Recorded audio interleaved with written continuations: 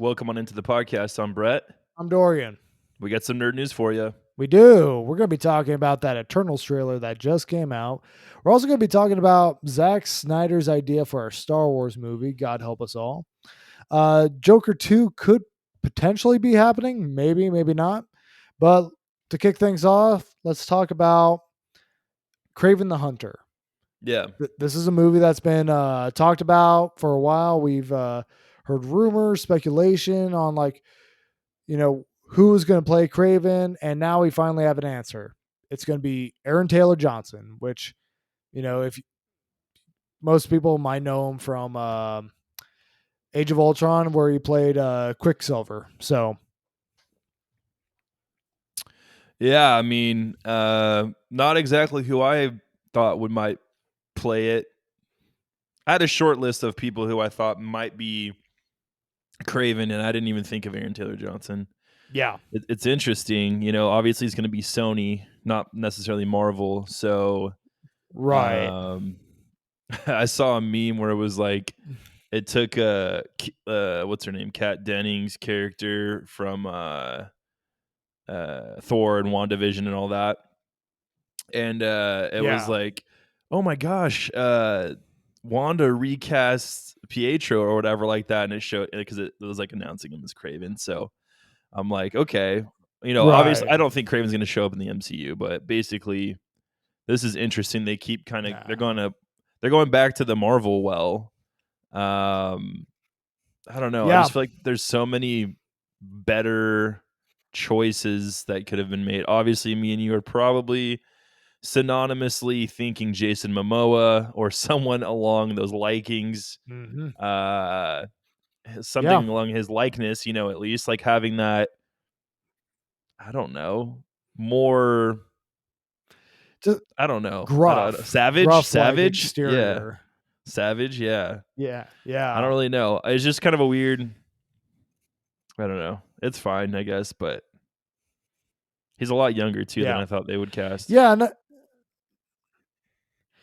no, I agree, and I mean, this is not exactly who I would imagine for a first pick. I mean, some like a Jason Momoa type, heck, even like a Henry Cavill type of guy, I feel like would fill that role very well. Aaron Taylor Johnson's not exactly the first person I would imagine to, to essentially be Kraven the Hunter. I mean, matter of fact, if you told me Aaron Taylor Johnson was going to be cast as Spider-Man, I would probably have an easier time getting behind that than Kraven the Hunter here, just because that's just the type of role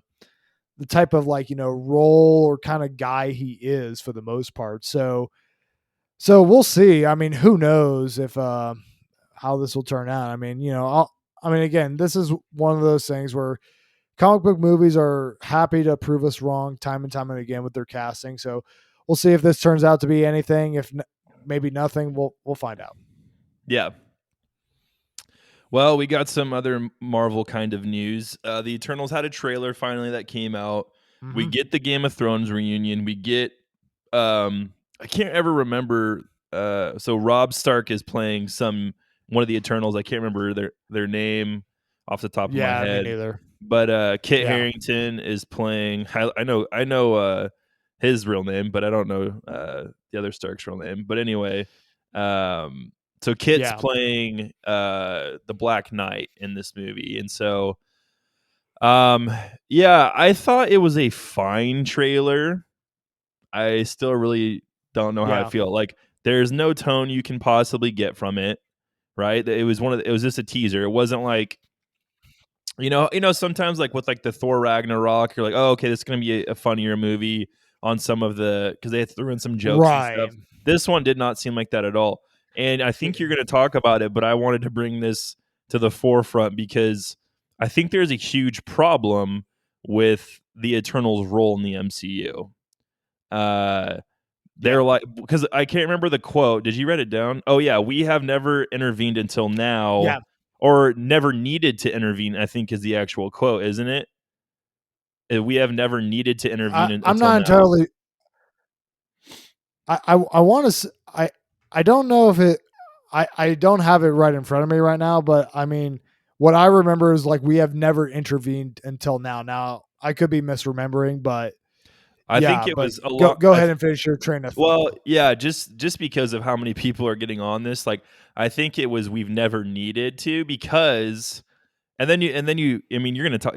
We'll just talk about it now, but Yeah. like snapping half the The, existence of the, everything, like what? there was a How is that lot that not? happened in those Yeah, there was a lot that happened in those 23 movies or so yeah. that, You could have probably should have warranted shown an up. intervention or yeah, exactly. No, like, so Thanos like snapping half the universe out of existence and all that wasn't enough for you guys. Like you guys had to pretty much wait till like a billionaire, a snarky billionaire to solve your problems essentially and take one for the team. Which Yeah, speaking of which, I mean, clearly, the MCU has a Stark deficiency, so that's why you got Kit Harington and Rob Stark in there here. yeah. So, Obviously, um, yeah, I mean, here's the thing: when this movie was announced, I was pretty doubtful about this. I'm like, okay, how's this going to work here? And what is it going to like? How is this going to actually be made interesting? And I still don't have that question answered for me with this trailer. I mean, I still have my doubts. And, I mean, they did kind of show one of the things that I don't have in the show notes and we haven't really talked about, but essentially these, these Eternals, these, godlike figures, they're essentially hiding in plain sight in like, you know, everyday life on Earth here. yeah, So, I mean, I think that could lend itself to like an interesting thing, but the problem is like when you have like something as big as like essentially, gods and not like, something like Thor and Loki where, they're essentially, they're, the god of thunder, god of mischief, but they're considered like more on the level of like, Earth superhero than an actual like yeah, supreme being type thing here. And these guys are supposed to be more along the lines of supreme beings who've always, you know, kind of watched over, the universe and all that. And it practically nerfs every other hero in the MCU and makes them feel a lot less significant because of this right. here. If this does pan out and these guys are as, omnipotent as it seems that they want us to believe here for the most part here, or at least as far as they're supposed to be. Yeah, to me, it definitely is reminiscent of Greek mythology in that sense of maybe there's these gods, but they can't intervene. There's some kind of pact between them and I don't know the powers that be, the people above them, basically. How I don't know Right. how that works in the Marvel universe, but that it could be something along those lines where they're not supposed to intervene, but they happen to. You know, I don't know. We'll see. Um, Yeah, I don't know. It was a fine trailer. I'm I don't just Yeah. not high on the Eternals. So let's talk about I your mean, boyfriend. it just, Let's talk about your boyfriend real gosh quick. dang it. Uh, Gosh dang it. Zack Snyder's at it Yeah. again. I feel like he Yep, just he always is. makes his way into So, our show because you secretly have like some kind of man crush on him. I Love and mean, hate are if very I mean, close. Are very close emotions. you took the words right out of my mouth here, Yeah, emphasis on the hate. yeah. So, So yeah, yeah. direct. So apparently, Zack Snyder pitched a Star Wars movie to Lucasfilm about a group of Jedi on a mission after Episode 6. So after Return of the Return Jedi. of the Jedi. So it would have been like a Seven Samurai style movie, but with Jedi. Which I'm like, what Jedi would that have been? Luke Skywalker and like I don't know, a couple of his man. students. So the pitch was made back in '05 after Revenge of the Sith. And basically, Mhm. Zach said, my idea was just give me the keys and I'll take it for a spin. The director's still planning on making this movie, just only separate from Star Wars. I don't really know how you bring Jedi in or people with laser swords and people don't go, that's a ripoff of Star Wars. Like, how are you going to make this movie? I don't know. He's a weird dude. Yeah. I will I will say, for all the things that I have to say about Zack Snyder, and trust me, there's a lot to be said about him, and I can say he can dream big. He can Yeah, dream really, really big, and he also has a pretty high opinion of himself if he thinks he can like just go ahead and make his own Star Wars here and whatnot. I mean, yeah. you know that's not that's not exactly the easiest of tasks, No. but if I was like a movie executive or a studio executive or something like that, Zack Snyder coming up to me and saying, "Hey, that prized movie franchise you Franchise. got over Yeah. there? Hey, just let me borrow it for a second. Like I gotta borrow it for the weekend. Let me give me the keys to it, take it for a spin, and I'll bring it back in one piece here." Yeah. That would be terrifying for me to hear as a studio head. And I mean, we saw what he did when he took the keys for a spin when with the DC universe and he wrecked it. Yeah. I mean, let's be honest here. Mhm. And it took him a 4 hour long movie to actually kind of smooth out like the dents in that wreck. But no, it's one of the things that really surprises me is I think Zack Snyder, when he during this time, I think he only like made like one movie, which was like Dawn of the Dead or something like that, which was his like zombie movie or whatever that Yeah. kind of started putting it on the radar. But this was before he even like did anything like 300, like which was the thing I felt like really put him on the map. Watchmen, Man of Steel, or any of that. So he's like pretty early on in his career approaching Lucasfilm, asking, say, "Hey, I know you guys said there's not going to be any more Star Wars movies, but can you make an exception for me?" Yeah. It's wild. Hey, make your dreams come true. You got to have confidence, I guess. I I mean, don't know. just make your dreams come true in a different timeline where I'm not a part of it, just because you've done Yeah. enough. You've done enough, Yeah. man. Joker 2 might be happening. Todd Phillips, the director of Joker, has been asked or tasked to pen the sequel by WB. Mhm. So this pretty much sounds like it's confirmed that this is going to happen, or at least they're in the early stages, pre-production of it potentially coming to Yeah. fruition. Because I mean, he could write a script and they tell him no, but Right. I think it's Todd Phillips has like a vision for what he wants to do for this next one if he does it. And if Joaquin is in, sounds like it could be a possibility. I don't think Todd does it without Joaquin, and I don't think Joaquin does it without Todd. No. So, um, Right. I'm not really sure what avenue they would go Yeah. with this or what more needs to be explored in this Joker universe, but because I honestly Yeah. I haven't seen it since I saw it in theaters, but who knows how much of that movie actually happened in real life. So, Yeah. you know, Exactly. um Exactly. it could be one of those Inception things where I don't know, they pull the curtain back even more. Who knows? We'll see. Maybe. Yeah. Yeah. Maybe. I mean, and I mean, basically, here's the thing: like, if Todd Phillips is involved, which it sounds like at this point he is, Joaquin Phoenix said that he would come back. Yeah. Now, that being said, I think at this point, this is like a almost soft confirmation that this movie is announced slash happening because Joker made like $1 billion worldwide, I think, somewhere around there, like Yeah, a lot of money. pretty, a lot of money for, especially for a rated R movie. That ain't chump change. No. So I think, I think the fact that you have that precedent that, yeah, why, if you're a studio exec, why wouldn't you push for a sequel to make more money here at that point?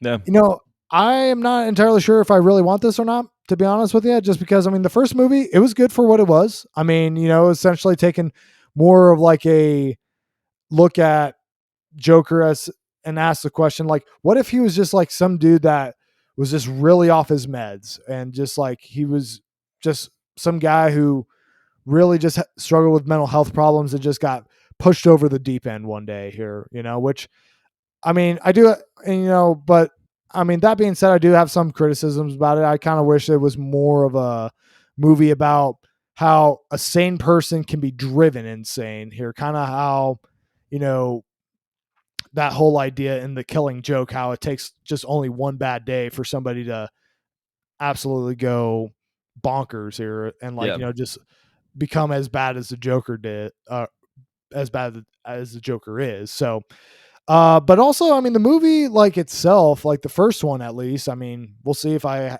have to continue to use that terminology, but it ended in a pretty good spot. You know, it ended with essentially Arthur Fleck, you know, finally accepting like, you know, who he is as like this Joker, this, you know, crazy lunatic here, and not trying to like, you know, be on one side of the fence or another in terms of like being, you know, somebody who's well behaved versus, you know, being like the crazy person he truly is here. And if this movie was to happen, I think honestly what you need to do is it has to be, you have to have the full-fledged Joker out this time instead of like, Yeah. you know, some, not seeing like, you know, the origin of this dude who has mental health problems and mommy issues and stuff like that. The It's like, gangsta. right, we need to see like the criminal mastermind type guy, or at least The like beginnings of that. a deranged version of this guy here, because I Yeah. mean, we just essentially just got a little bit of a tease in that first movie, and like, you know, and you know, it was essentially just like getting to that point, I guess. Yeah. Yeah. I don't know what they're gonna do, but We'll see what we'll see. happens. Yeah. So J.J. Abrams has learned his lesson. He recently inadvertently revealed that Lucasfilm had absolutely no plan when it came to organizing the sequel trilogy. So when it came from writing and directing from movie to movie, there was no continuity spoken of. Like when JJ started episode 7, he didn't know how stuff was supposed to end. He just was like, this is a good jumping on point, and then Ryan did his stuff, and Yeah. then Trevorrow bailed, so then JJ had to kind of wrap it up and figure out what it was going to be. Yeah. Yeah. Yeah. And I Uh, think JJ also did something similar to this with Lost as well. Like he would like create like plot threads without like, without necessarily like having any idea of like where they were actually going, and he would pass it off to the other guy to figure it out here, which is just like, okay. yeah. I mean, I kind of get like if you're working with different writers and directors, but with how tight knit Lucasfilm is, I figured there was a story team, not just like a couple people, and an overall vision for what they wanted, especially with something as big as Star Wars.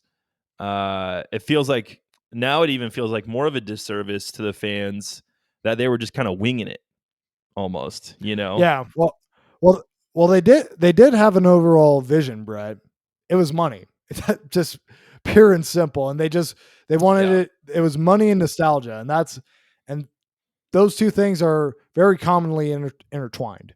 So, yeah, it's I mean, obviously anybody who has half a brain, you know, watching Force Awakens, Last Jedi, Rise of Skywalker, can tell that okay, there's no really like through connecting line or like, you know, set up or build up to, you know, Palpatine in episode 7 or even in episode 8, or like all these other things that actually come to pass and actually get built up to. I mean, yeah, it's and it, the problem was it was completely unnecessary. Like this whole like disaster of like continuity, it was all unnecessary. It could have been avoided here. It wasn't like, you know, like one of the directors died or one of the writers died or something like that, or something happened to the point where they couldn't go with like, you know, original vision or something like that. They had all the resources available to do them, and they just decided not to do it just because reasons beyond my comprehension. And, you know, again, it still baffles me to this day when you have Disney, which owns the MCU, that has made its success on planning like decades down the road, essentially, in terms of like, you know, where they want to be, what characters they want to include, how they want things to go, and all that. And at the end of that, you come out with Infinity War, like one of the highest grossing movies of all time and one of the most beloved superhero movies of all time. So I just don't understand like where the disconnect is when you have like literally like you own a company or a studio that is having success doing this. I don't know. It's it'd be interesting. Maybe a book will come out someday of like, here's what happened at Lucasfilm during this time. No kidding. No So I don't kidding. know. But Gosh. to continue the bad news, I mean, I'm not a Powerpuff Girl person, but Yeah. Powerpuff Girls isn't looking too good. So live action CD or CW adaptation is getting its pilot episode completely reshot. The CEO of the CW said it was a miss. So and then the other quote is, "You learn things and you test things out. In this case, we felt let's take a step back and go back to the drawing board." I Yeah. mean, yeah, I mean, what did we expect? Honestly, like this show is only going to be so good. I mean, and the fact that this is already like fumbling out the gate before it even has gone on air yet here doesn't speak to high confidence here. no, not at all. But high confidence. We're talking someone with very high confidence, and that Yeah. is Cobra Kai's Terry Silver. So, or Karate Kid 3's Terry Silver. But there was a teaser for the next Cobra Kai season, and Terry Silver is going to be a part of it. They pretty much threw down. They put out playing audio from Karate Kid 3, and was it a silhouette? I can't remember. I didn't see. I just heard. I just Uh, listened to it. essentially it was like kind of a mixture of both. It was like just like his back facing the Yeah, camera, and then like towards the end you kind of turn around and kind of see a little bit of what he looks like, just like a side view of yeah. like what the actor looks like nowadays. So yeah, I'm guessing Kreese is going to be bringing in Terry Silver to help him out to win the All Valley. Mm-hmm. So we'll see what happens, but we got to be at least a year and a half out. Like we're not close. I mean, that's kind of one of the things that I'm kind of questioning on, just because Cobra Kai season 3, I want to say, started filming or at least like started production shortly after season 2. Yeah, And you had what was it? Uh you had season 3 essentially be delayed for like almost half a year because because they uh got bought by Netflix and all that right, they stuff. got bought by Netflix. Netflix premiered it on Netflix, and then that blew up, and then ultimately that led to you know them finally going on season 3. So I mean, season 4 could be It could further be down. closer than we think. Yeah, It could be, because I mean, you remember when the first trailer for season 3 came out, they said season 4 now in yeah, training. So yeah. I mean, they could have already been like starting production like last year, I True. would imagine. So Maybe next may- spring we get it. I don't know. maybe. Switch Pro is potentially coming out. We've been talking about this for a while. It looks like September might be the time. According to Bloomberg, this new model may get announced before E3.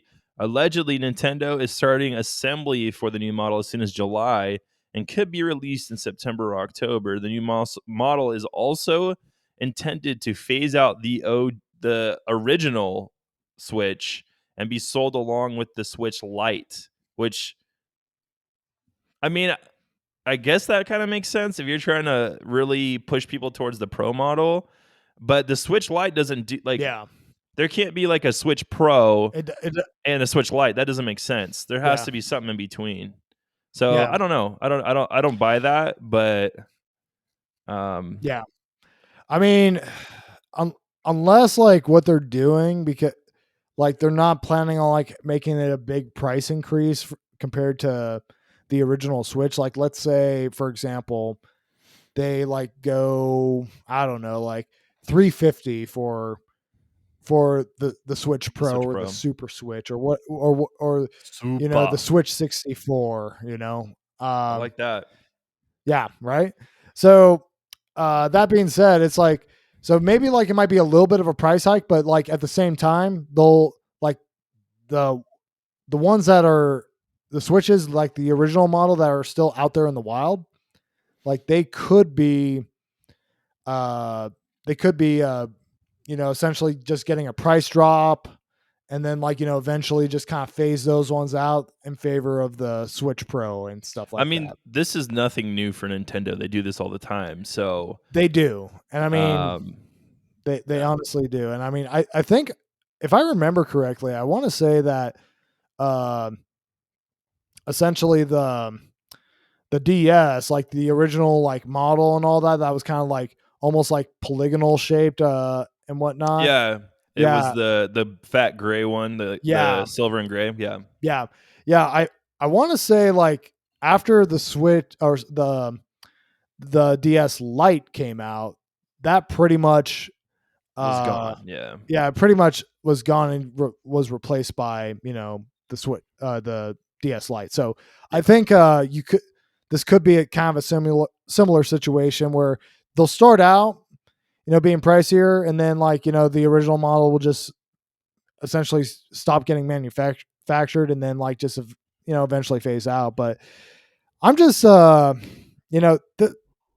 for one, Bloomberg just seems to have like They got just all the the news. they have the inside man on Nintendo when it comes to like this new Switch Pro thing here or something Yeah. like that. But this thing has to be announced soon because right now it's obviously being shown that it's too big of a secret to hide. I mean, everybody is talking about it. Every like there's it's got more leaks than a sinking ship at this point. Yeah, pretty much. So this week Sonic had kind of a little mini direct video, which was basically trash except the tease of a new game. Yeah. They also announced that Sonic Colors was coming to the Yeah. Switch and the Yeah, PS4, I think. remaster. Yeah, and so I was like, whatever. I never even played that game. Um, Yeah, I hear that one's actually not bad compared to like some of the more modern Sonic games. So I don't know. Gotcha. Maybe check it out. Maybe don't. I personally haven't played it, so I can't speak from experience. But I mean, if it's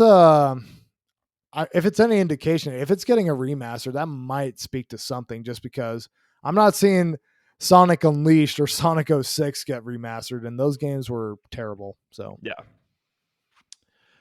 Daylight 2 is well, still alive. Dying Light too. Sorry, Dying Light 2. Yeah, Daylight. I mean, I don't know. Dayman. Uh, Dying Light 2 is still alive, so it's gonna come out December 7th, 2021, and we'll still have the parkour. I don't know anything about this game, so it's gonna All have right, here a parkour mechanic and then a day and night here, mechanic. so let I could take it over from here if you Yeah, want that's here. fine. So I mean, essentially, for those of you who don't know, Dying Light was a game that I want to say was released 2014, somewhere around there. Kind of an early like a Xbox One, PlayStation 4 game. Basically, what it was is like you're just dropped into a city that has a bunch of zombies in it, and you're just trying to like essentially survive the zombie apocalypse in this city. And you have like you do parkour, you have like melee and guns, and essentially one of the things that made this game unique is like the day and night cycle. And so what it was is like when it became nighttime, the zombies would get a lot stronger, and they would become a lot more dangerous. So you have to choose like, okay, do I stay out at night, get better rewards, get better XP for fighting these zombies that are like kind of super powered right now, or do I Yeah. shelter in place or find like a safe house to make sure that Hmm. I don't die essentially. Yeah. So it was a pretty cool game. I actually really enjoyed it. I mean, it had like a really cool co-op feature. I mean, you could basically play the whole game co-op here, so it was pretty fun. And this game, it was announced like E3 2018, and we've only gotten like very little information slash updates about it, and up to this point, we didn't know what was going on with it. And so I'm honestly that we actually got something out of this, just because I was figuring this game was canceled. And so I'm really hoping that they keep the co-op, and chances are I might pick it up. We'll see. Sweet. Yeah. So a game we both played was Horizon on the PS4. Yep. And so the sequel just got kind of showed off, I guess, for the first time with gameplay demo and all that stuff. So the new game's called Forbidden West. And so tell us a little bit about that, because I didn't get to actually see the demo or anything like that. Sure. So it was like about, I want to say 12, 15-minute demo. So it's, pretty decent size. I mean, I guess this is kind of like what Sony is doing in lieu of E3, just because they're not participating in E3, just like they have for the past couple of years. Graphically, it looked great. I mean, like it was basically kind of showing like kind of the Bay Area of San Francisco. Very colorful, a lot of colors, and the combat seems to be pretty similar to the first Horizon, with some added bells and whistles to it, and it seems to have more traversal and mobility options than the first game had, like more like kind of grappling hook stuff. You have a glider now, so wonder So where Breath they of the got. Wild. I wonder where they got that one from. So Yeah. And so I mean, and they showed like this essentially like, I guess, boss fight of Aloy taking down like a robot mammoth type creature or whatever. So I mean, game looks good. Still no release date announced, which I'm kind of surprised by, because this was one of the ones that was targeted for this year on the PS5, and I think also PS4 release. So it's kind of weird that, if you're going to be showing off a in-depth demo and not have a release date, that doesn't seem very promising that this game's coming out this year. Yeah. Yeah. It'll probably be like 10 years from now. We'll see. Probably. So E3 is on its way, June 12th. What do we want? What do we need? Yeah. For me, it's big Nintendo titles. I would say Breath of the Wild 2, Mario Kart 9, Elder Scrolls trailer. Don't even need to announce the game. New BioShock potentially. Yeah. There's probably a few others, but I would say those are the big ones I want to see or hear about, at least for this E3. Yeah, I mean, right there with you, Breath of the Wild 2. I definitely think we will probably see something this E3, just because if Nintendo's going to E3 this year, I feel like, especially like this year, they could have had the option just to sit out, especially, when they didn't really do anything last year in lieu of E3, and Sony's been sitting out E3 for a couple of years, so it wouldn't be that surprising if they did do that. But I feel like the fact that they're coming to E3 means that they got something to show. And I mean, they also have to show a game that pairs up well with the Switch Pro, and I think that's going to be Breath of the Wild 2. Yeah. Can we please get a trailer, something, for Metroid Prime 4? I mean, like, cinematic trailer, like, it doesn't even have to be gameplay. I would be okay with that here. Yeah. And can we also get that 2D Metroid that was supposed to come out last year and it didn't, and it hasn't been officially announced, but I kind of want it and all that. But in terms of other Nintendo things I want to see, I wouldn't mind seeing Star Fox making a comeback. I mean, Star Fox Zero Starlink. Yeah, I mean, can we just get like a full-on Star Fox game? Because Star Fox Zero, like, on the Wii U, just didn't really do it for me. It was just kind of like, it was just there for the most part. But going into, like, games that I think we do have a good potential to see. I think Elden Ring is one. So the next, Dark Soul guys' game. So I think that's a strong possibility. I think the Resident Evil 4 remake that we've been hearing about, I think that's a strong possibility as well. God of War Ragnarok, I think could be a strong possibility. I mean, Yeah. hard to say. I mean, we haven't really gotten like too much other than like an announcement and a teaser for that game, but we'll see. I mean, I feel like it's, like it's probably a good bet that it might be coming out next year. Hard to say. Yeah. Just my out there wants and wishes. Bloodborne 2, I'd be over the moon for that. It's a But good one. It's a good game. it's a good one. It's a good Yeah. one. But yeah. Well, that's it for our nerd news. We're going to talk Roundtable review for a little bit. So we're talking Last Ronin, number 3. You've read it. Yeah. I haven't. If you haven't Yes. read it, just turn off the video or just don't care or Yeah. turn off the I won't podcast. get too deep into spoilers, Yeah. so But we're gonna yeah, dabble. We're gonna dabble. just a little bit, yeah. So yeah, Last Ronin, for those of you who don't know, it's a futuristic story of the Ninja Turtles where there's one lone Ninja Turtle left, hence Last Ronin, and that being Michelangelo. And so this issue heavily revolves around giving backstory to how basically they got to the point they do in the future, because it kind of hops between a couple different time frames. You got the futuristic Last Ronin, and then you right now you have like this jump back to basically how did the brothers all die in Master Splinter? How did all those guys die?